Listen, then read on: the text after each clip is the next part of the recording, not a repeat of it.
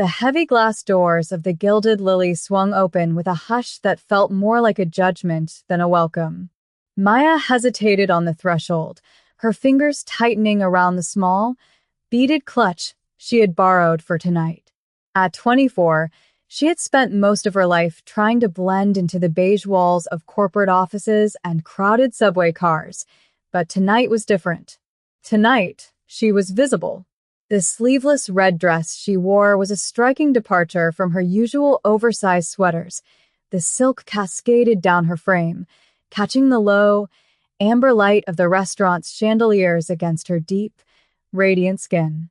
She felt beautiful, but she also felt terrifyingly exposed, like a raw nerve ending walking into a room full of scalpels. She checked her phone for the third time in 2 minutes. The text from Chloe was still the last thing on the screen. He's waiting at table 14. Go get him, girl. You deserve this. Maya took a breath that rattled slightly in her chest and stepped inside. The maitre d' looked her over with a practiced, cool indifference before leading her through the labyrinth of velvet booths and white linen. The restaurant smelled of expensive truffle oil, aged leather, and old money. It was the kind of place where laughter was kept to a polite murmur and the clinking of silverware sounded like currency. As she walked, Maya felt eyes on her. Or perhaps it was just the phantom weight of her own insecurity. She didn't see the booth tucked away in the shadows near the bar, where 3 figures were huddled over a smartphone, stifling cruel giggles. Chloe, Brad, and Jessica were watching the live feed from a strategically placed phone propped against a napkin holder 2 tables away.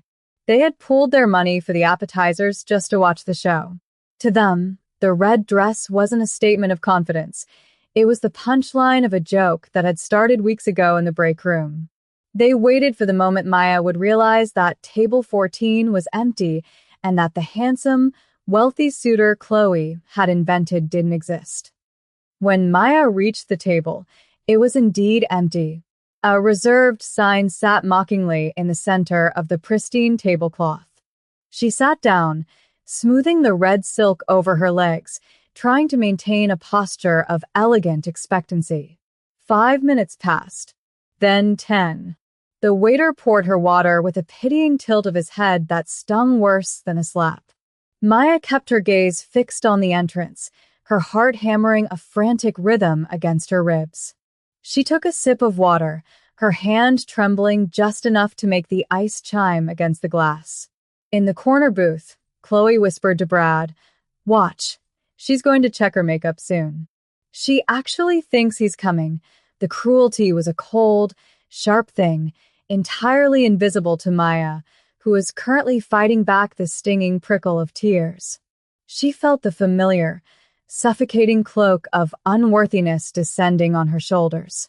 She had let herself believe, just for an evening, that she could be the protagonist of a romance rather than the background character in someone else's life. She looked down at her hands, the silence of the empty chair opposite her growing louder with every passing second. The atmosphere in the restaurant shifted imperceptibly, a change in air pressure that occurs when a predator enters a grazing field. The heavy doors opened again, but this time, the staff didn't look indifferent. They snapped to attention. The maitre d' straightened his spine so violently it looked painful.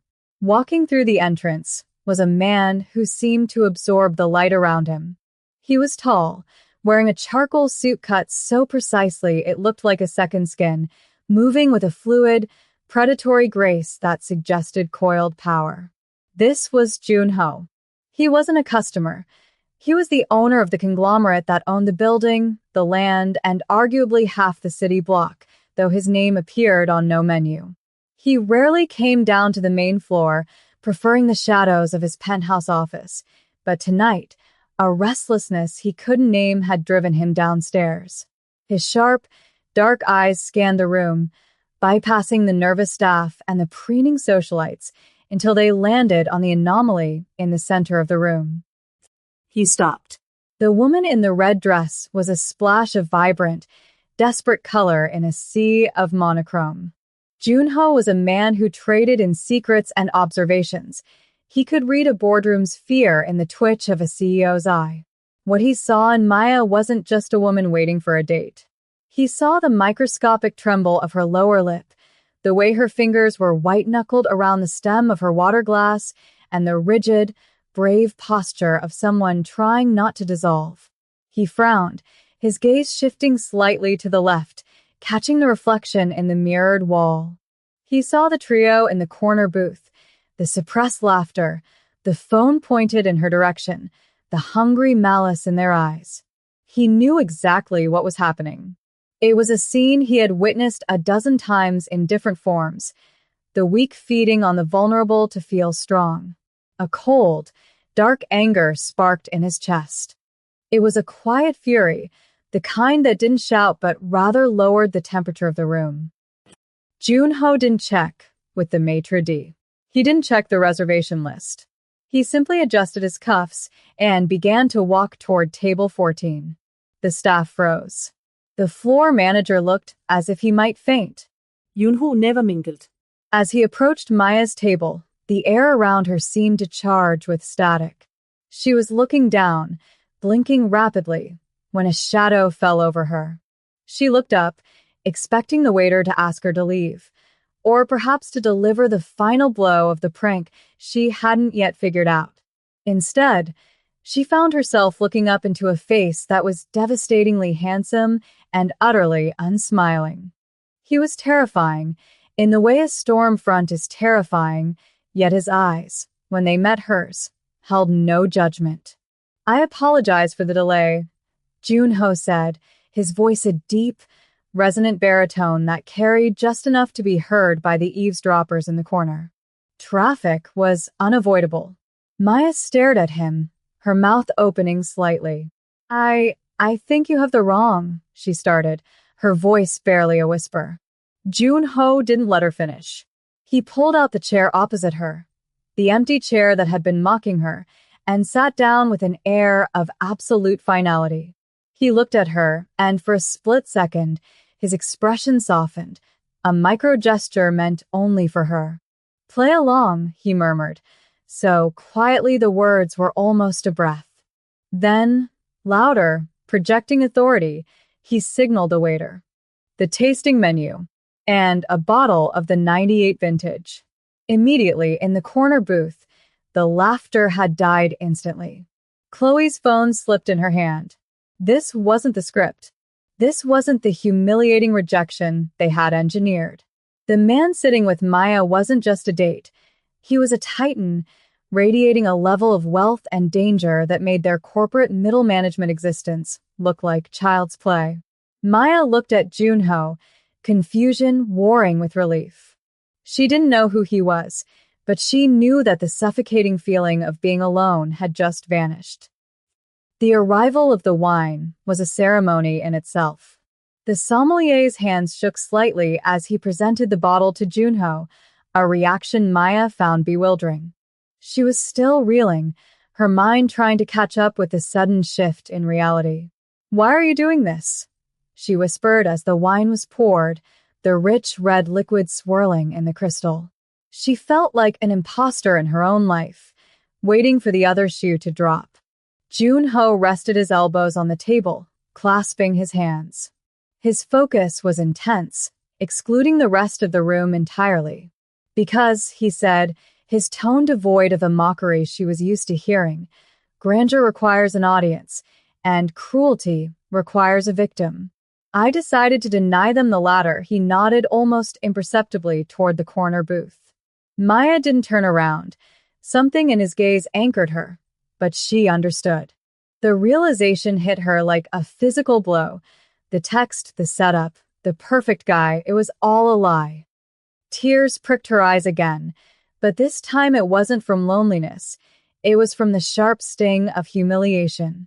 She started to reach for her clutch to leave, her instinct to flee taking over.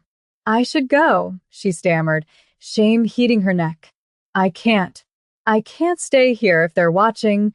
Junho's hand moved across the table, not touching hers, but hovering close enough that she could feel the heat of his palm. It was a protective barrier.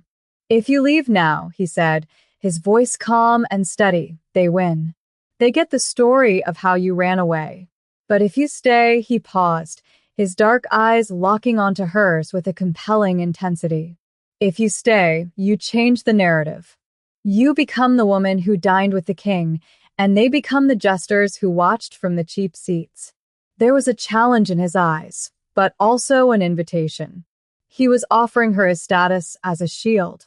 Maya looked at the red dress she had spent weeks saving for. She looked at the man who had stepped out of the stratosphere to sit in an empty chair. Slowly, she released her grip on the clutch.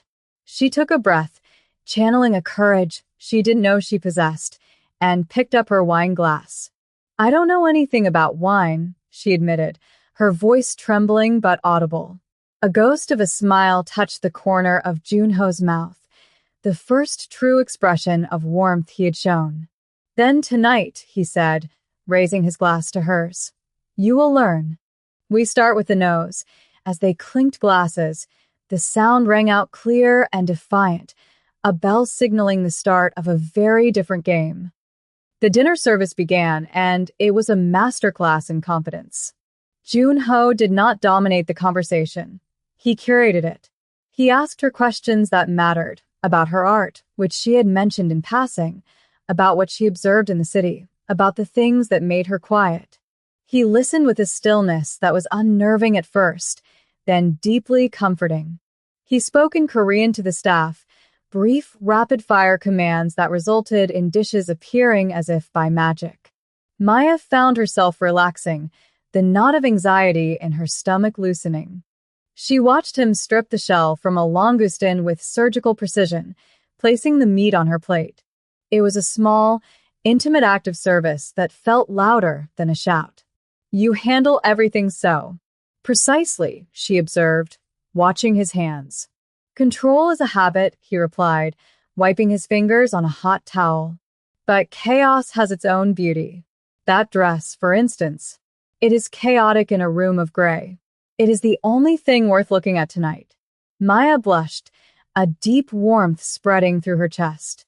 But the antagonists weren't done. From the corner of her eye, she saw a waiter approaching with a tray that held a single, garish cocktail, something neon blue with a sparkler in it, completely out of place in this fine dining establishment. It was a prank drink, likely ordered by Chloe to disrupt the tableau of elegance. The waiter looked terrified as he approached, caught between the customer's order and the owner's presence. He hesitated, holding the tray. Maya stiffened, recognizing the mockery. Junho didn't even turn his head. He simply lifted one hand, a single finger extended. The waiter froze instantly. Junho's eyes shifted to the man, cold and dead. "Remove it," he said. The volume was low, but the command was absolute. "And tell the table in the corner that their tab is closed. They are no longer welcome to order." The waiter practically ran backward. Maya watched the scene, her eyes wide. She realized then that Junho wasn't just a wealthy patron. He was the law in this room. The power he wielded was terrifying, yet he was using it to swat away flies that were bothering her. "You own this place," she stated. It wasn't a question. Junho turned back to her, the ice leaving his eyes instantly as he looked at her. "I own many things," he said simply, "but rarely do I enjoy them. Tonight is an exception." He poured more wine into her glass. "Do not let small people shrink your world, Maya. They are merely background noise. Focus on the melody." As the main course was cleared, Junho stood up and offered her his hand. "The air in here is stale. There is a terrace upstairs. It is private." It was a request, not a command, but the magnetic pull was undeniable. Maya placed her hand in his. His grip was firm, dry, and calloused, the hand of a man who had fought for his position. He led her past the stunned diners, past the frozen staff, and past the corner booth where Chloe, Brad, and Jessica sat in silent shock, their prank having backfired into a display of their own irrelevance. As they walked by, Junho didn't even look at them. That was the ultimate insult. They were beneath his notice. But Maya looked. She met Chloe's gaze and saw the envy there, naked and ugly. Maya didn't smirk. She just lifted her chin slightly, the red silk flowing around her like royal robes, and kept walking. The terrace was a sanctuary of cool night air and city lights. They stood by the stone railing, looking out over the skyline. The noise of the restaurant was gone, replaced by the distant hum of traffic and the rustle of ornamental bamboo. Maya shivered slightly, the adrenaline fading to leave a vulnerable exhaustion. Without a word, Junho removed his suit jacket and draped it over her shoulders. It was heavy, warm, and smelled of cedar and rain. "Thank you," she whispered, pulling the lapels tighter. "For everything. You didn't have to save me." She turned to face him, searching his face in the moonlight. "Why did you? Really?" Junho leaned against the railing, looking at her with a seriousness that made her breath hitch. "Because I know what it is to be watched," he said, his voice dropping to a lower, rougher register. "To be judged by people who do not know the weight you carry." He reached out, his fingers grazing a loose curl near her temple, tucking it behind her ear. The touch was electric. "You wear your heart like armor, Maya. But tonight I saw the cracks, and I wanted to stand between you and the blow." Maya felt a tear finally escape, tracing a hot path down her cheek. "I thought I was unlovable," she confessed, the words tumbling out before she could stop them. "I thought. That's why they picked me. Because no one would ever really come."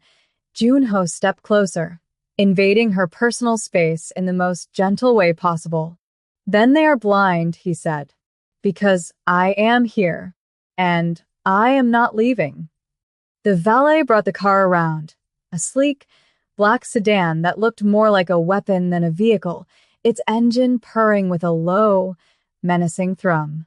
Junho guided her into the passenger seat with a hand on the small of her back, a touch that was possessive yet incredibly gentle.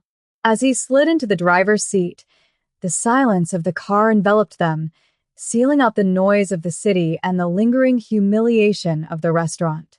Maya looked out the window as the streetlights blurred into streaks of amber and white.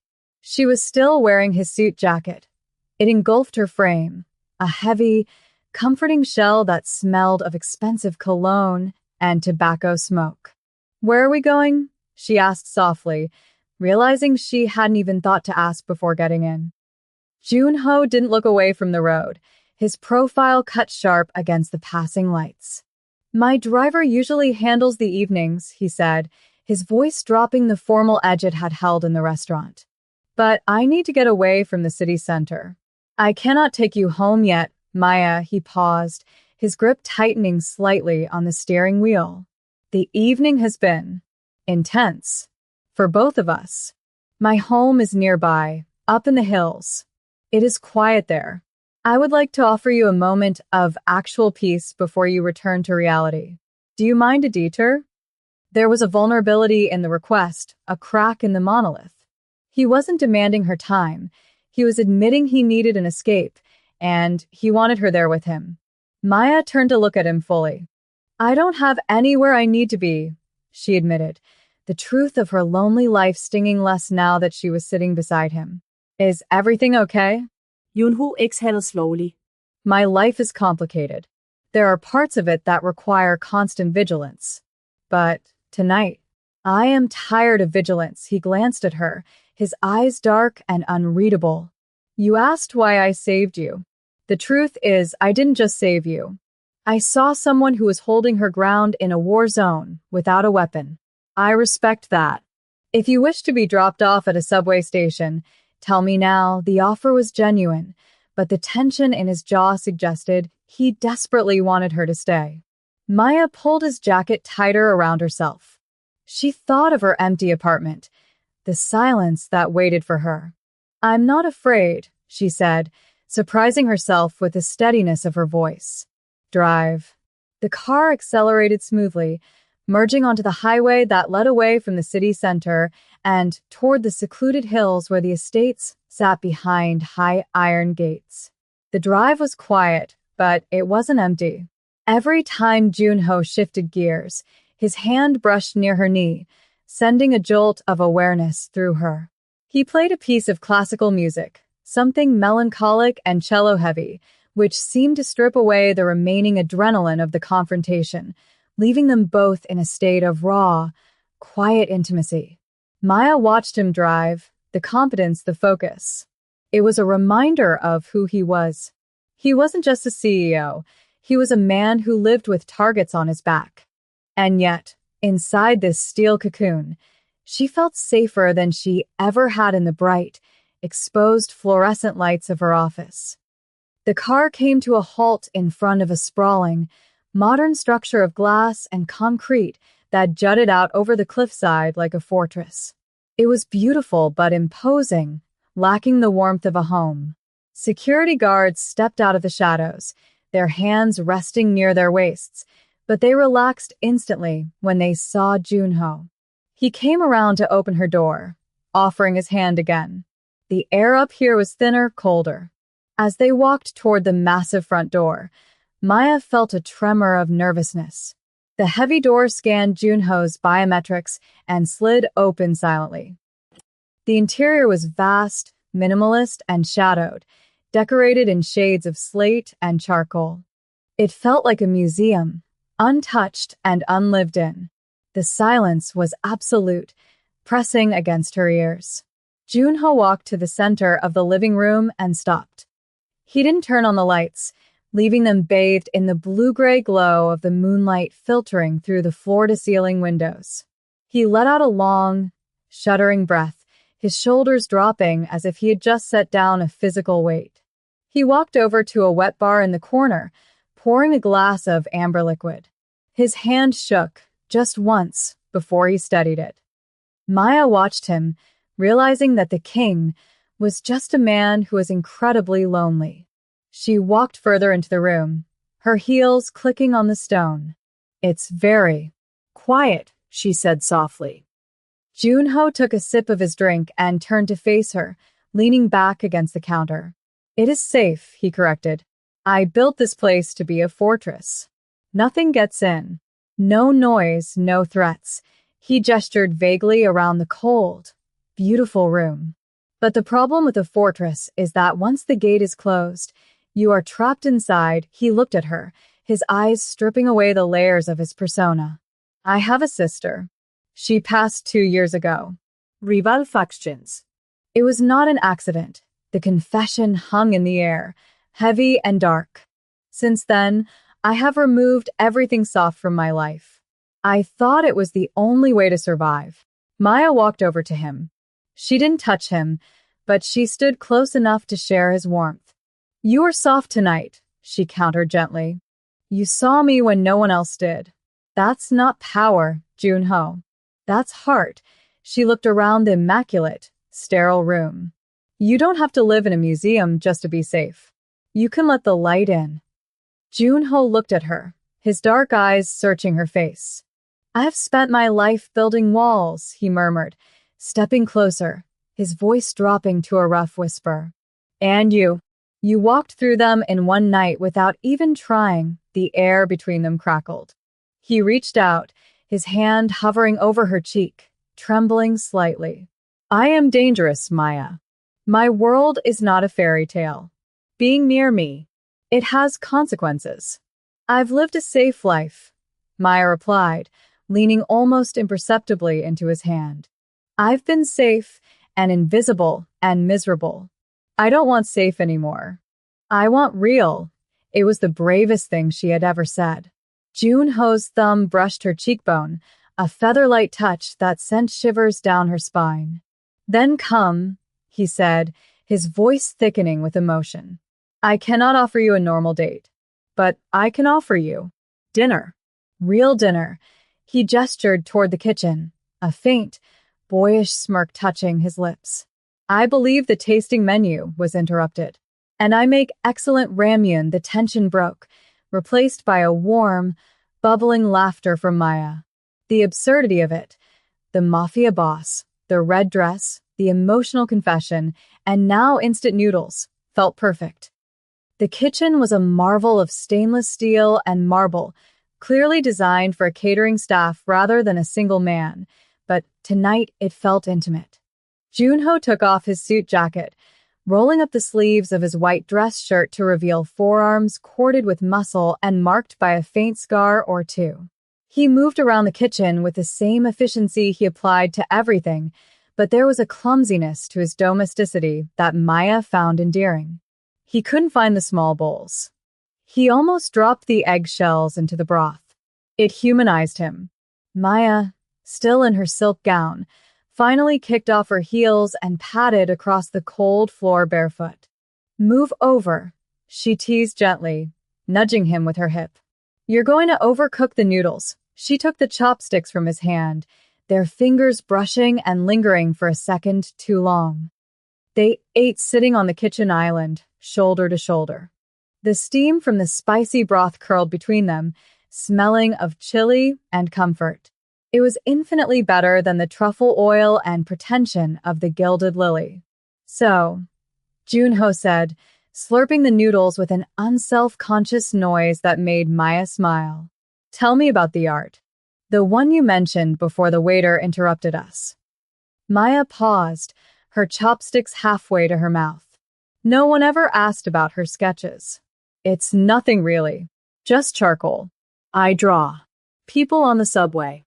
People who look like they're waiting for something that isn't coming." She looked down at her bowl. "I guess I was drawing myself."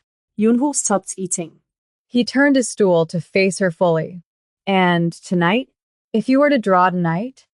Maya looked at him, the sharp angles of his face softened by the kitchen track lighting, the intense focus in his eyes. "I draw a door," she whispered. "Opening." The metaphor landed softly between them. Junho reached out and took her hand, his thumb tracing the knuckles. "I want to be that door," he said, the intensity returning to his voice. "I have been closed for a long time, Maya. But with you. I feel a draft." He chuckled darkly at his own joke, and Maya laughed with him. It was a shared language of lonely people finding a dialect they both understood. Suddenly, a phone buzzed on the counter. It was harsh, intrusive. Junho's face hardened instantly. He picked it up, read the message, and the vulnerable man vanished, replaced by the boss. His eyes went cold. "What is it?" Maya asked, fear creeping back in. "Your friends," he said, the word dripping with venom. "They posted the video. The one they took before I arrived. They are mocking you online. It is gaining traction." Maya felt the blood drain from her face. The nightmare wasn't over. The internet was laughing at her. She slid off the stool, panic rising. "I have to go. I have to." Junho didn't move to stop her physically, but his voice stopped her dead. "It is already handled." Maya turned, confused. "What?" Junho tapped the screen once, then set the phone down face down. "I own the platform's parent company's regional server rights. The video is deleted. The accounts are suspended." And he paused, his voice taking on a terrifyingly calm cadence. "I have forwarded the footage of their prank, including the illegal recording in a private establishment, to their employers. They've violated the privacy policy of the Gilded Lily. They will be terminated by morning." He looked at Maya, his expression softening again. "I told you. I do not let people hurt what is mine." The possessiveness of the word mine hung in the air. He wasn't asking for permission to protect her. He was stating it as a fact of nature. Maya stared at him. It was extreme. It was ruthless. It was exactly what she had needed someone to do for her whole life. She walked back to him, stepping into his personal space, her hands trembling as she placed them on his chest, feeling the steady, powerful beat of his heart. "You didn't have to destroy them," she whispered, though a part of her was savagely glad he had. "I didn't do it for revenge," Junho said, covering her hands with his. "I did it to clear the noise. So that the only thing you hear is this." He leaned down, his forehead resting against hers. You are not a joke, Maya. You are the punchline to a life I didn't know I was missing. The kiss, when it came, was slow, tasting of spicy broth and salvation. It wasn't the desperate kiss of a movie climax. It was the steady, grounding seal of a promise kept. 6 months later. The morning light filtered through the sheer curtains of the penthouse, but the room didn't look like a museum anymore. A cashmere throw blanket was draped over the austere gray sofa. A pair of fuzzy slippers sat next to the Italian leather shoes by the door. Maya sat at the kitchen island, sketching on a tablet, wearing one of Junho's oversized shirts. She looked up as the elevator dinged. Junho walked in, looking tired from a night of business, but his eyes lit up when he saw her. He didn't go to his office. He went straight to her, wrapping his arms around her waist from behind, burying his face in her neck. "You're home early," she murmured, leaning back into him. "I missed the peace," he replied, his voice muffled against her skin. He glanced over her shoulder at the tablet. It was a sketch of him, not the scary CEO in the suit, but the man in the kitchen with rolled-up sleeves, cooking noodles. He smiled, a genuine, easy expression that reached his eyes. "You captured my good side." Maya turned in his arms, smoothing the lapel of his jacket. She was no longer the girl who hid in beige sweaters. She was the woman who had turned a fortress into a home. "I have a date tonight," she teased. "Oh." Junho raised an eyebrow, a playful glint in his eyes. "With who?" "With a very dangerous man," she smiled, tapping his nose. "He promised to take me to a street food stall he used to love before he became a king." Junho kissed her forehead, a gesture of infinite tenderness. "Then he is a lucky man," he whispered, "because he gets to be seen by you." Outside, the city continued its chaotic grind. The three antagonists, Chloe, Brad, and Jessica, were distant memories, scattered to lower-paying jobs in different cities, their cruelty having cost them everything. But high above the noise, in a glass fortress turned sanctuary, two people stood together in the morning light.